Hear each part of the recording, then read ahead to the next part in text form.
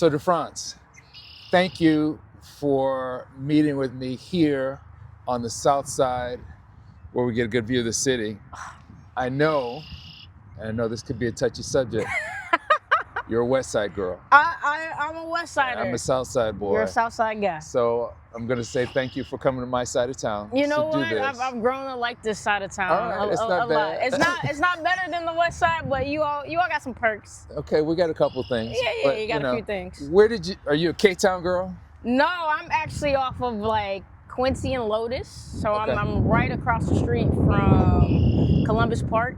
Okay. The beautiful golf course that we Golf have. course is Yeah, it's I've a been there. beautiful course. Yeah. I spent a lot of time with my father on that course, playing caddy. Okay. Or in the golf cart. Not hitting a lot of balls at all. Yeah. The game's too slow for me. Well, there are a lot of hidden jewels, like the Garfield Park Conservatory. Yep. That's amazing to go inside that thing. It looks just like the one in Lincoln Park. It does. And then I actually played a couple of rounds on Columbus Park. And low key, it might be better than South Shore Country. It is. It only has 9. We only got a front 9. That's all you got. There's no back 9. That's all you need. It's National Women's Month. And it's still March. And I talked about my mama. I talked about Brenda. I talked about Aaron. But, I've been following you since you were 14, 15 years old. Yeah. Playing basketball at Whitney Young. And I looked out and I was like, wait a minute. That girl looks kind of small to be playing on Whitney Young's basketball team. So I know I'm going to get this wrong. How tall are you right now without shoes? Medically, I'm 4'11" and 3/4. Right. So, what I tell people, 5 feet. It strikes me that there are many women who have been in our past, like Ida B. Wells or Shirley Chisholm, women who have been powerful and done things. But then I want to give the flowers to the ladies who are here now, because I'm sure there are many girls from high school to college and in the pros who looked at you and are like, wait a minute, if she can do this, I know I can do this. What made you who you are today? I think sometimes I like to say to prove people wrong, but I think it's to prove myself right. That at this height, there's nothing that I can't do.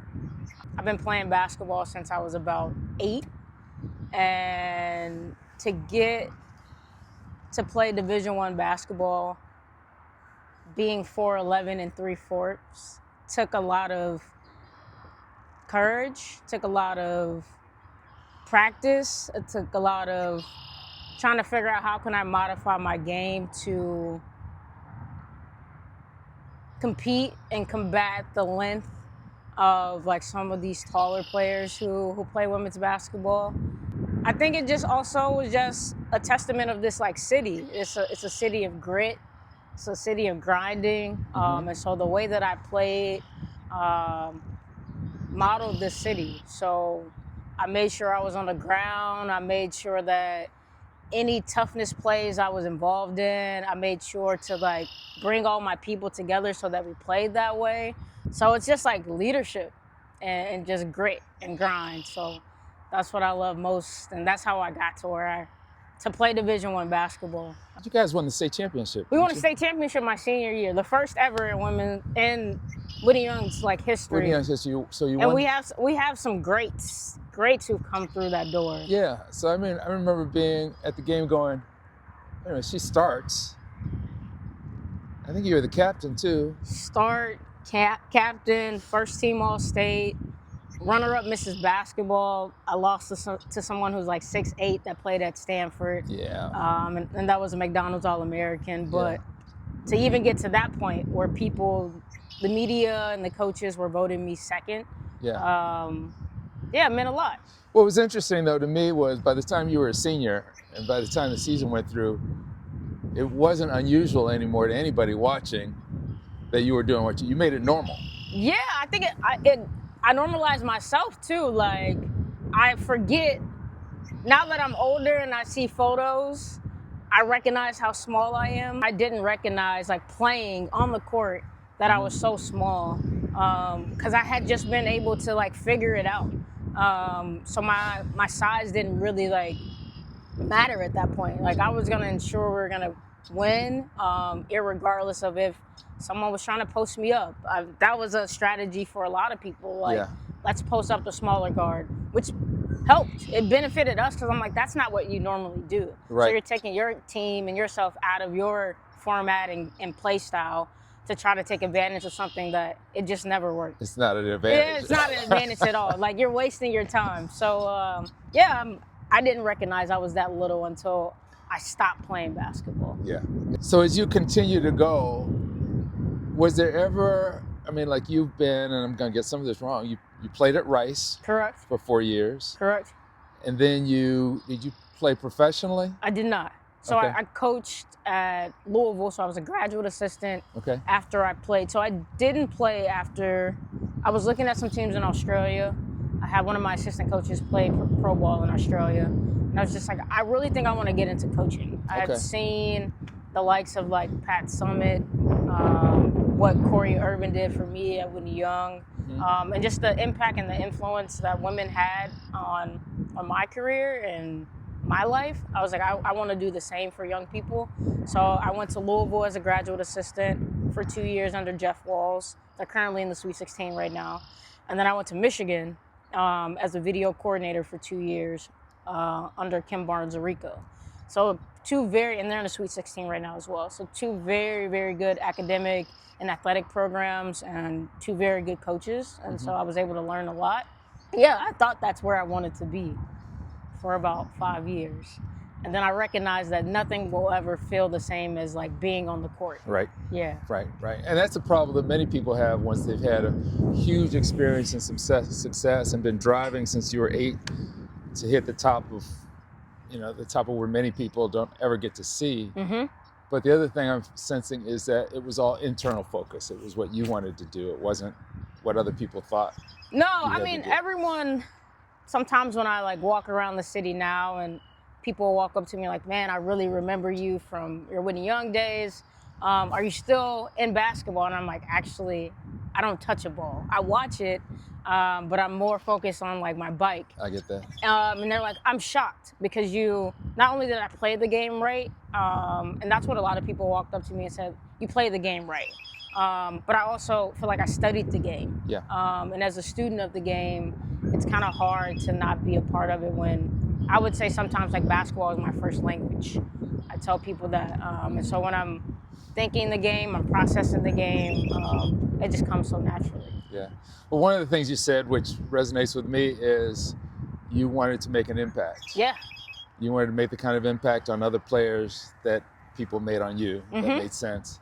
And things change all the time in your life. You know? But you've kind of rotated to be more of an activist these days, Correct. making an impact with the bikes and with voters. Tell us a little bit about how you got into that and how that fits with your life plan to make impacts on people. Yeah, so post basketball, I think every athlete comes to that point where you've been kind of like insulated in the sport world and sport culture, and you've had your own routines for a decade or two.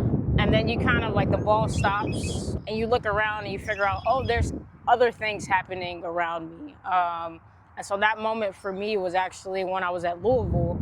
I spent a lot of time in the library, probably more time than when I was I was studying. But I was trying to figure out like what's happening to people who can't afford food, who are having a hard time with jobs. I think as an athlete, we're very privileged to not have to think about to get a full ride, so someone's feeding us, someone's clothing us, but that's not everyone's story. And so I started to read a lot, and I started to volunteer at a lot of organizations while I was at Louisville. And also being around people who were in their PhDs and studying kind of sociology and psychology. So they were seeing the world from like the academic view. And so I became friends with a lot of them. I was like, okay, I think this is like my next step. If I thought I wanted to instruct and teach and lead at the athletic sphere or space, but really I think I'm much needed someplace else. And so at Louisville, I was doing a lot with Special Olympics. I was doing a lot with a small food kitchen in Louisville. And then I continued a lot of that when I moved to Michigan, kind of volunteering with a lot of like food pantries and food banks. And then when I moved back to Chicago, I got really, really tapped into organizing here through, this is a great organizing city. Like we're a union city. Foundationally, we've been doing a really good job. And so I started helping out with the voter campaign here in Chicago. Also, some of just like the local organizing through bikes. And that's what I started. How can we think about transportation? As many as Black folks are traversing the city through bikes and brown folks are traversing the city through bikes, how can we use that to mobilize and activate people around transportation? I did a lot of organizing bike rides, bike education, bike mechanics for young folks. Kind of this blend of intergeneration. So we had a Sankofa ride, which included some of our elders and some of our little people, bringing them together along the lake front path. I did the first ever Black bike panel, which included just convening Black folks around cycling and trying to figure out like how can we ensure we're safe riding throughout the city. How can we ensure we can help each other continue to do this work? Again, being like energized by Major Taylor, who is one of the first Black cyclists ever, professional cyclists ever. He has a trail throughout the city. So yeah, that really energized me to do a lot of my organizing work. What do you want people to remember about this interview? Do everything. Like try it all. There like I think for me, being an athlete, we get pigeonholed into like this singular identity. And once I left athletics, I tried to figure out like, what's everything that I can imagine that I would be interested in, and like, let me try it. Let me really, the same type of like fearlessness that I would have on the court to try to win and do anything in my capacity to get to that. I try to apply that same to like my activities and my joys and my interests. Or my business or my career. I'm pretty fearless in trying anything. So like I picked up my bike, and so I've done cyclocross, I've done century rides, I've done gravel. And what's coming up in the next couple of weeks? Oh, what is coming up? What do you got? The Black Scuba Divers. Oh, Black Scuba. You're gonna scuba dive too? Yeah. So I'm in the process of trying to become a certified like scuba diver. Yeah. And that is with the sole purpose of when I was at Michigan. Actually, I met someone in their PhD program who's now at Stanford, who was like an environmentalist and a scientist. But right now they have an organization called Diving with a Purpose, which is a group of Black folks that are thinking about and diving to excavate slave ships and to archive and document those stories, to memorialize those people and to ensure that we're able to tell those stories.